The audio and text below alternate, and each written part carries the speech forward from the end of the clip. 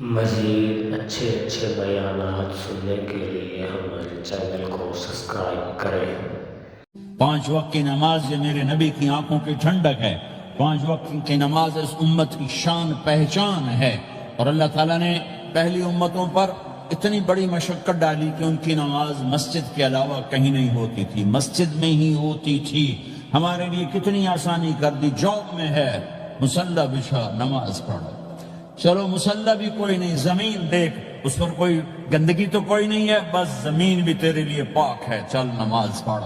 اور آسانی کر دی، پانی کوئی نہیں ہے، کوئی بات نہیں، مٹی میں ہاتھ مار، منہ پہ مل، پھر ایک ہاتھ مار، یوں کر، چل نماز پڑھ، میں تیری قبول کروں گا۔ یہ کسی امت کے ساتھ یہ نہیں ہوا، انہیں وضو ہی کرنا تھا چاہے پانی 50 میل پر موجود ہو، اور ہمارے لیے پانی کوئی نہیں ہے، چلو تیمم، مٹی میں ہاتھ ہمارا یوں کیا، پھر ہاتھ ہمارا ایک یوں کیا، ایک یوں کیا، چل بھائی اللہ اکبر قبول۔ عمار بن یاسر رضی اللہ تعالیٰ عنہ سفر میں تھے، ان کو نہانے کی ضرورت ہو گئی، نائٹ فال ہو گیا، تو انہوں نے سوچا کہ ویسے تو آدمی کو وضو کی ضرورت ہوتی ہے تو خالی منہ پہ ہاتھ مارا اور کونیوں تک، لیکن مجھے تو غسل کی ضرورت ہے، تو خالی اس سے تو کافی نہیں ہوگا۔ تو انہوں نے کپڑے اتارے، اکیلے تھے، ریت کے اوپر کبھی یوں لیٹے، کبھی یوں لیٹے، کبھی یوں لیٹے، 3-4 دفعہ یوں یوں اور یوں یوں رول ہوتے ہوتے پھر انہوں نے نماز پڑھی۔ آئے اللہ کے نبی کے بارگاہ میں، یا رسول اللہ مجھے رات کو نہانے کی ضرورت پڑ گئی، تو میں نے کہا وضو کے لیے تو خالی یہ 2 دفعہ کرنا کافی ہے، تو یہ تو نہانا تھا، تو میں تو ریت میں خوب رول ہوتا رہا۔ میرے نبی نے انما یکفیک ضربتان، ارے سیدھے بندے عمار، اس کے لیے بھی اتنا ہی کافی تھا کہ تو یوں کرتا اور یوں کرتا اور تو پاک ہو جاتا۔ اللہ نے اس نبی کے طفیل، اس محبوب مصطفیٰ صلی اللہ علیہ وسلم کے طفیل، اللہ نے کیا کیا سہولتیں اور آسانیاں ہمیں عطا فرمائیں۔ پھر نماز 4 کی 2 رکعت کر دی کہ تم مسافر ہو 2 پڑھو، روزے میں سفر میں روزہ معاف کر دیا، بعد میں رکھ لینا، بعد میں رکھ لینا، قضا کرنے کو حکم، بالکل چھوڑنے کا نہیں، اور کہا گیا بھائی مریض ہو چھوڑ دو، مسافر ہو چھوڑ دو، اور نماز 2 رکعت کر دو، سنتیں چھوڑ دو۔ ابن عمر رضی اللہ تعالیٰ عنہ بیٹھے تھے، تو انہوں نے 2 رکعت پڑھ کے بیٹھ گئے، تو ان کے خادم نے کہا سنتیں نفل نہیں پڑھو گے؟ کہا اگر پڑھنا تو 4 فرض پڑھتا ہوں، میرے اللہ نے معافی دے دی تو میں کیوں پڑھوں؟ میرے نبی نے سفر میں سنتیں نہیں پڑھی کبھی، اپنی امت کو سہولت دینے، فجر کی سنتیں 2 پڑھتے تھے، اس کے علاوہ سنتیں نہیں پڑھی تاکہ میری امت کو سہولت ہو، آسانی ہو۔ ایک دفعہ بارش ہو رہی تھی اور کوئی جگہ نہیں تھی نماز پڑھنے کے لیے، تو آپ نے اپنی اونٹنی کو آگے کیا اور اس پر بیٹھ گئے، بیٹھے ہی تھے، پیچھے صحابہ نے اونٹنیوں پر ہی صفیں بنائی، اور یہ نماز اونٹنی پہ بیٹھ کر ادا کی گئی۔ بارش کے اندر نماز اونٹنی کے اوپر نماز بھی ہو گئی، رکوع بھی ہو گیا، سجدہ بھی ہو گیا، سلام بھی ہو گیا۔ پہلی امتوں کے لیے نہیں تھا، سجدہ ہی کرنا پڑے گا۔ یہ اللہ کے محبوب مصطفیٰ صلی اللہ تعالی علیہ وسلم کی طفیل، میرے اللہ نے ہم پہ فضل و احسان کیا، تو میرے نبی کی زندگی میں عبادات میں نماز سب سے اعلیٰ نظر آتی ہے، سب سے نمایاں نظر آتی ہے، اور پھر بازار میں، گھر میں، دفتر میں، ماحول میں میرے نبی کے اخلاق، یہ زندگی کا دوسرا روشن پہلو ہے۔ میرے نبی کی ساری زندگی 2 لفظوں میں آتی ہے، عبادت اخلاق، عبادت اخلاق، یا 2 اور لفظ، حقوق اللہ حقوق العباد، حقوق اللہ حقوق العباد۔ حقوق اللہ میں نماز سب سے اعلیٰ، اور حقوق العباد میں لوگوں کی برداشت کرنا، لوگوں سے درگزر کرنا، معاف کرنا، جھوٹ سے بچنا، دھوکے سے بچنا۔ میرے نبی سے پوچھا گیا یا رسول اللہ مسلمان کنجوس ہو سکتا ہے؟ ہم نے کہا ہو سکتا ہے۔ یا رسول اللہ مسلمان کمزور ہو سکتا ہے، بزدل ہو سکتا ہے، ڈرپوک ہو سکتا ہے؟ ہم نے کہا ہو سکتا ہے۔ یا رسول اللہ مسلمان جھوٹ بول سکتا ہے؟ ہم نے کہا نہیں، جھوٹ نہیں بول سکتا، جھوٹ نہیں بول سکتا۔ ہاں، الا لعنت اللہ علی الکاذبین، جھوٹوں پہ اللہ کی لعنت۔ اس لعنت کے ساتھ 400 پاؤنڈ بچا لیے، 4000 بچا لیے، 4 ملین بچا لیے، 4 بلین بچا لیے، 4 ٹریلین بچا لیے، ساری دنیا کو بچا لیا، اور اوپر اللہ کی لعنت پڑی تو اللہ کی قسم گھاٹے کا سودا ہے۔ اور سچے ہو گئے، سچ بولا، یہ میں 100 پاؤنڈ کماتا ہوں، لے لو جو لینا ہے اس میں سے، یہ میں 1000 پاؤنڈ کماتا ہوں، لے لو جو لینا ہے، یہ میں 50,000 پاؤنڈ کماتا ہوں، لے لو جو لینا ہے، کہ مسلمان کی زبان سے جھوٹ نہیں نکلتا، سچ ہی بولتا ہے۔ آپ تشریف لے جا رہے ہیں، ایک آواز ہے یا رسول اللہ، آپ نے یوں دیکھا کوئی نظر نہیں آیا، پھر آواز ہے یا رسول اللہ، تو آپ نے دیکھا کہ ہرنی ڈیر چھوٹی وہ کھڑی ہوئی رسی میں بندھی، تو آپ نے کہا کیا ہوا؟ کہا جی آپ کا صحابی مجھے پکڑ کے لایا ہے، میرے چھوٹے چھوٹے بچے بھوک سے رو رہے ہوں گے، آپ مجھے چھوڑ دیں، میں بچوں کو دودھ پلا کے واپس آ جاتا، مجھے پتا ہے میرے اللہ کی تقدیر میرے بارے میں کیا ہے۔ تو آپ نے کہا اگر تو واپس نہ آئی تو پھر؟ تو اس نے کہا مجھے اللہ جہنم میں ڈال دے۔ آپ نے اس کی رسی کھول دی، خود وہیں بیٹھ گئے، اس نے دوڑ لگائی اور پہاڑوں میں گم ہو گئے۔ تھوڑی دیر کے بعد وہ دوڑتی ہوئی آئی اور آ کے سر یا رسول اللہ میں حاضر ہو گیا، تو آپ نے اس کو باندھ کے وہیں آپ بیٹھ گئے نہیں۔ دیر کے بعد وہ صحابی آئے جنہوں نے اس کو شکار کیا تھا، پکڑا تھا، تو کہنے لگے ان کے یا رسول اللہ آپ یہاں کیسے؟ کہ میں ایک درخواست لے کر آیا ہوں۔ کہ کیا؟ کہ یہ ہرنی مجھے ہدیہ کر دو۔ کہ یا رسول اللہ سب کچھ آپ کا ہے، یعنی بس یہ ہدیہ کر دو۔ کہ یا رسول اللہ حاضر۔ تو آپ نے اس کو لے کر رسی اس کی گردن سے نکالی کہ جا بچی اپنے بچوں کے پاس جا کے خوشی منا، سچ نجات دیتا ہے اور جھوٹ ہلاک کرتا ہے۔ ایک ہرنی جان کی بازی کھیل گئی سچ بولنے کے لیے، تم چند پونڈوں پہ جھوٹ بولتے ہو، ایمان کو برباد کر کے رکھ دیتے ہو۔ مسلمان جھوٹ نہیں بولتا، مسلمان دھوکہ نہیں دیتا، مسلمان کی زبان سے سخت بول نہیں نکلتا، کسی کو بے عزت نہیں کرتا، کسی کو کی بے اکرامی نہیں کرتا، کسی کا دل نہیں توڑتا، کسی کو ذلیل نہیں کرتا، خود سہتا ہے، اوروں کو خوشیاں دیتا ہے، خود دکھ سہتا ہے، اوروں کو راحت دیتا ہے، خود تکلیف سہتا ہے۔ یہ میرے نبی کے اخلاق ہیں، یہ میرے نبی کی زندگی ہے، اور یہ اسلام کا سب سے بڑا چیپٹر ہے اور سب سے مشکل چیپٹر ہے۔ جب میرے نبی نے لمبی نمازیں پڑھی تو اللہ نے روک دیا کہ میرے حبیب ما انزلنا علیک القرآن لتشقی، اتنی لمبی نماز نہ پڑھ کے تو تھک جائے۔ میرے نبی نے تبلیغ میں زور دکھایا تو اللہ نے روک دیا، فَلْتَذْهَبْ نَفْسُكَ عَلَيْهِمْ حَسَرَاتٍ، میرے نبی اتنا غم نہ کر کے آپ خود ہی آہیں بھرتے بھرتے آپ مر جائیں۔ میرے نبی نے مال سارا خرچ کیا، اللہ نے اس سے بھی روک دیا، وَلَا تَبْسُطْهَا كُلَّ الْبَسْطِ فَتَقْعُدَ مَلُومًا مَحْسُورًا، اتنا خرچ نہ کریں کہ آپ خود پھر دکھی ہو کے بیٹھ جائیں۔ خرچ کرنا بہت بڑا عمل، تبلیغ سب سے سارے عملوں کا سردار عمل، تبلیغ سے بڑا کوئی کام ہوتا تو اللہ نبیوں کو دیتا، اگر تبلیغ سے بڑھ کر کوئی کام ہوتا تو اللہ نبیوں کو دیتا، گشت سے بڑھ کر کوئی محنت ہوتی تو اللہ نبیوں کو دیتا۔ 950 سال نوح علیہ السلام گشتی کر رہے ہیں، اور اللہ کی مان لو، اللہ کی مان لو، اتنا عظیم عمل کا میرے نبی درمیانہ نماز سب سے بڑی عبادت، میرے نبی درمیانہ کام، لیکن جب میرے نبی نے اخلاق اچھے کیے، دشمن کو معاف کرنا، تو ایک آدمی آپ سوئے ہوئے تھے، آپ کی تلوار لٹکی تھی، ایک آدمی آیا، اس نے آپ کی تلوار اتاری اور یوں ماری پسلی میں، آپ اٹھ کے بیٹھ گئے۔ اب وہ قتل کے ارادے کے لیے آ چکا ہے اور تلوار یہاں ہے، کہتا من یمنعک منی، اب بول تمہیں کون بچائے گا؟ تو آپ نے مسکراتے ہوئے کہا اللہ، تو اس کے ہاتھ سے تلوار گر پڑی، تو آپ نے اٹھا لی، آپ نے یوں سیدھی کی، اب تو بچا، تجھے کون بچائے گا؟ وہ کہنے لگا مجھے تو ہی بچائے گا، وہ تو اللہ کو جانتا نہیں تھا، کہ بابا مجھے تو ہی بچائے گا۔ تو آپ کہتے ہیں اس کا سر اڑا دو، یہ نبی کو قتل کرنے آیا ہے۔ میرے نبی نے فرمایا کلمہ پڑھتے ہو؟ کہا نہیں پڑھتا۔ کہا جاؤ معاف کیا۔ یہ میرے نبی کے اخلاق ہیں۔ 20 سال جنہوں نے قتل کے منصوبے بنائے، قتل کے منصوبے، مکہ والے، جب آپ مکہ میں فاتحانہ داخل ہوئے، ابو سفیان سب سے زیادہ آپ کو دکھ پہنچانے والوں میں پیش، تو آپ نے ابو سفیان کو عزت دی۔ جو ابو سفیان کے گھر میں داخل ہوگا اس کو کچھ نہیں کہا جائے گا۔ آپ تو ابو سفیان کو بلا کے سولی پہ لٹکاتے، اور آپ کہہ رہے ہیں جو ابو سفیان کے گھر میں جائے گا اسے کچھ نہیں کہا جائے گا۔ جو بیت اللہ میں ہوگا اسے کچھ نہیں کہا جائے گا. سارا مکہ سامنے. آپ یوں بیت اللہ کا دروازے پر یوں دونوں ہاتھ ایسے ٹکا کے کھڑے تھے. پھر آپ نے کہا میں کیا کروں گا اب تمہارے ساتھ؟ تو سہیل بن عمر نے کہا آپ کریم ہیں، کریم کے بیٹے ہیں. تو آپ نے کہا جاؤ میں نے معاف کیا. یہ اخلاق آج مٹ چکے ہیں. مردوں سے، عورتوں سے، علم والوں سے، خانقاہ والوں سے، تبلیغ والوں سے، سب زیرو ہوئے پڑے ہیں.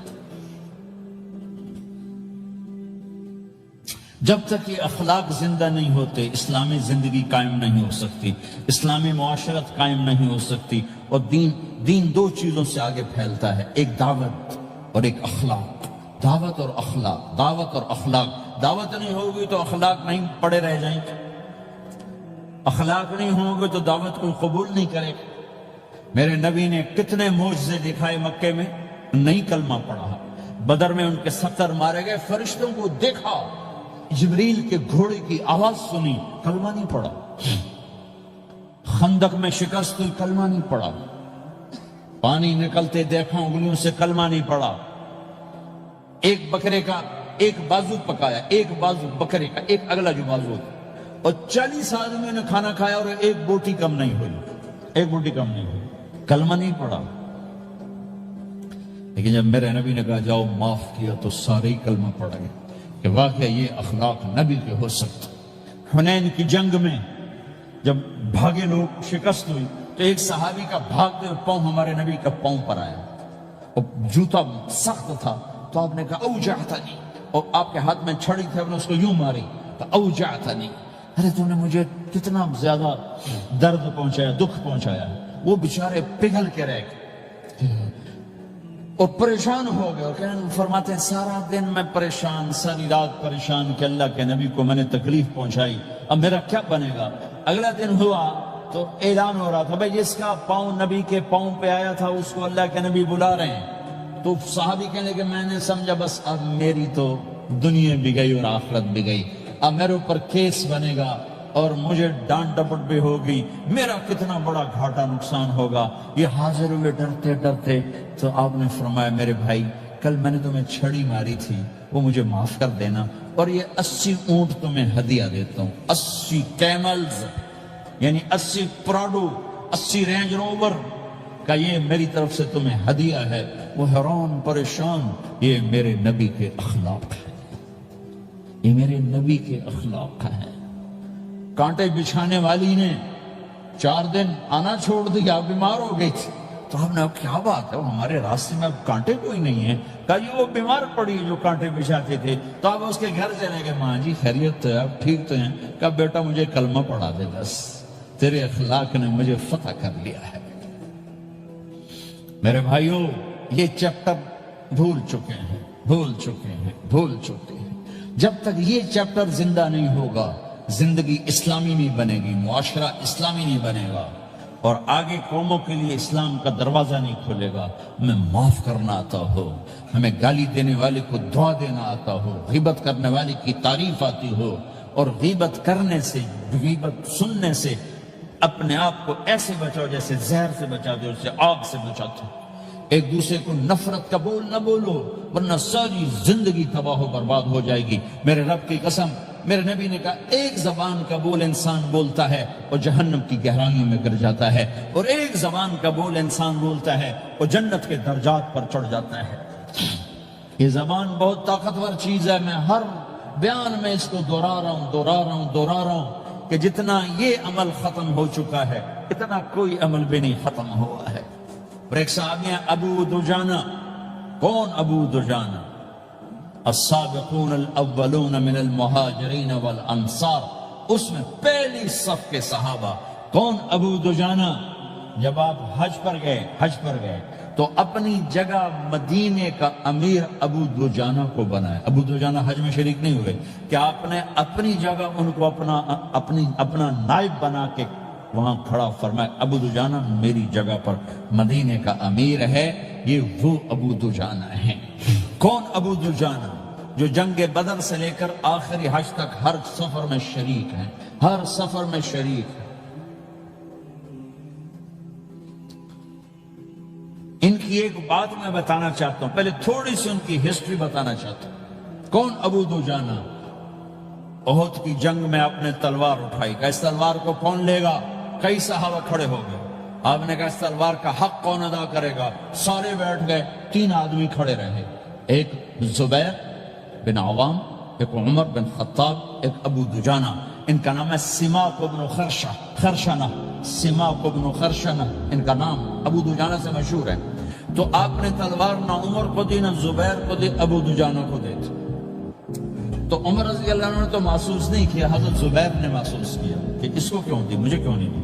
میں مہاجرین میں سے ہوں، میں پھوپھی کا بیٹا ہوں، میں اس سے دلیری میں کم نہیں ہوں۔ بلکہ حضرت زبیر کی دلیری کی تو دھاک تھی، جدھر سلوار چلتی تھی کاٹتی چلی جاتی تھی، کہنے میں دیکھوں گا یہ کیا کرتا ہے۔ تو ابو دجانہ کے پیچھے پیچھے زبیر ہو رہی ہے۔ تو ابو دجانہ نے جو حملہ کیا تو 3000 کا لشکر تھا، اس کو چیر کے پار نکل، پورے لشکر کو کاٹ کے پار نکل۔ اور آگے عورتیں کھڑی تھیں جو مکے کے لشکر کو تیار کر رہی تھی۔ نحن بنات طارقی نمشی علی النمارقی مشی القتل بوارقی المسك في المخالق المسك في المفارق والضر في المخالق ان تقبلوا نعانقی وتدبروا نفارقی فراق غیر وامقی۔ یہ گانا گا رہی تھی اور ان کو تیار کر رہی تھی۔ تو جب ابو دجانہ کی تلوار نظر آئی تو سب بھاگی، ہندا پکڑی گئی۔ تو آپ نے یوں اپنی تلوار ہندا کے سر پر رکھی، انہوں نے چیخ ماری، تلوار ہٹا لی۔ تو زبیر پیچھے پیچھے کہ یہ کیا کیا ہے؟ جنگ میں اگر کوئی عورت حصہ لے اسے مارنا جائز ہے، ویسے جائز نہیں ہے، عورت کو، بچے کو، بوڑھے کو ہاتھ لگانا جائز نہیں ہے۔ تو انہوں نے کہا تلوار کو نہیں چلائیے، کہا میرے محبوب کی تلوار ہے، عورت کے خون سے رنگین کر کے اس کی شان نہیں گھٹانا چاہتا، یہ میرے نبی کی تلوار۔ پھر واپس ہوئے، پھر اٹیک کیا اور پھر مجھ میں کو چیر دیا۔ سامنے ایک آدمی آ رہا تھا ہاتھی کی طرح، اتنا لمبا موٹا تازہ۔ تو زبیر کہنے لگے میرے جی میں آیا کبھی اس کی ٹکر ہونا، پھر میں دیکھوں ابو دجانہ کیا چیز ہے۔ تو اللہ کا کرنا ایسا ہوا، ابو دجانہ دونوں آمنے سامنے ہو گئے۔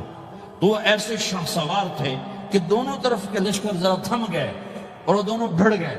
ابو دجانہ کے اپنے جوہر، اس پہلوان کے اپنے جوہر، غبار اٹھا، مٹی اٹھی، اور اس کی اپنی طاقت، ان کی اپنی طاقت، انہوں نے ابو دجانہ کو اس نے زخمی کر دیا۔ ابو دجانہ نے جو جوش میں آ کے ماری تلوار، اس کو لگی یہاں، تو اتنی طاقت سے لگی کہ اس کے نیچے اتر کر 2 ٹکڑوں میں تقسیم کر دی۔ یوں ماری، ایک حصہ ادھر ایک حصہ، پھر یوں دیکھا اور اپنے چہرے سے لوہے کی ٹوپی اتاری، اما ترا انا ابو دجانہ، کیا دیکھ رہے ہو؟ میں ہوں ابو دجانہ، تلوار صحیح لی ہے میں نے، غلط نہیں لی۔ یہ ابو دجانہ ہے۔ اور جب شکست ہو گئی احد کی جنگ میں، اور پھر 10-12 آدمی میں آپ کو گھیرے میں لیا ہوا تھا، ان میں ایک ابو بکر تھے، عمر تھے، علی تھے، طلحہ تھے، زبیر تھے، سعد بن ابی وقاص تھے، اور سہل بن حنیف تھے، عبادہ قتادہ بن نعمان تھے، اور ابو دجانہ تھے رضی اللہ تعالی عنہم۔ ان میں سے ایک ابو دجانہ بھی تھے۔ اور یمامہ کی جنگ میں ابو دجانہ شہید ہوئے، یمامہ کی جنگ میں شہید ہوئے۔ یہ ابو دجانہ کی تھوڑی سی سیرت آپ کے سامنے آئی ہے۔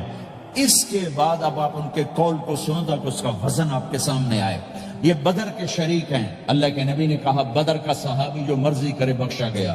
یہ صلح حدیبیہ کے شریک ہیں، اللہ نے قرآن میں کہا لقد رضی اللہ، میں ان سے راضی ہو گیا۔ یہ صحابی ہیں، اللہ نے کہا کلا وعد اللہ الحسنى، اے میرے نبی تیرے ہر صحابی کے لیے جنت کا وعدہ ہے۔ اور اب یہ کیا کہتے ہیں؟ یہ کیا کہتے ہیں لوگوں؟ ان ارجع عملی عند، لوگوں میرے پاس، ابو دجانہ میرے پاس بخشش کا سب سے بڑا عمل جانتے ہو کیا ہے؟ بدر نہیں، احد نہیں، حدیبیہ نہیں، خندق نہیں، خیبر نہیں، فتح مکہ نہیں، آخری حج نہیں۔ کیا ہے؟ کیا ہے لوگوں؟ ان ارجع عملی عندی، میرے پاس آخرت میں بخشش کا سب سے بڑا عمل بس ایک ہے کہ ما آذیت احدا باللسان، میں نے اپنی زبان سے کبھی کسی کو دکھ نہیں پہنچایا۔ ولا اجد فی قلبی غلا لاحد، اور میرے دل میں کسی کے لیے بغض کوئی نہیں ہے، بس یہ میری بخشش کا عمل ہے۔ تو بھائیو، نبی کے اخلاق میں دو چیزیں لے لو، ایک زبان سے کسی کو دکھ نہ دو، ایک دل میں کسی کا بغض نہ رکھو۔ اللہ کی قسم بغیر حساب کتاب کے جنت میں جاؤ گے۔ بڑے بڑے جنید بغدادی اور بڑے بڑے معرفت والے تمہیں دیکھتے رہ جائیں گے، تمہاری رفتار اتنی تیز ہوگی کہ تمہیں وہی پکڑ سکے گا جس کا یہ دو عمل تم سے زیادہ اچھا ہوگا۔ جس روڈ پہ رش ہوتا آپ وہاں سے گاڑی ہٹا لیتے ہو، ادھر نہیں، ادھر رش ہے، وہ آپ سائن وغیرہ آپ کو آ جاتے ہیں کہ بھئی ادھر بلاک ہے، ادھر نہیں جانا، ادھر جانا ہے۔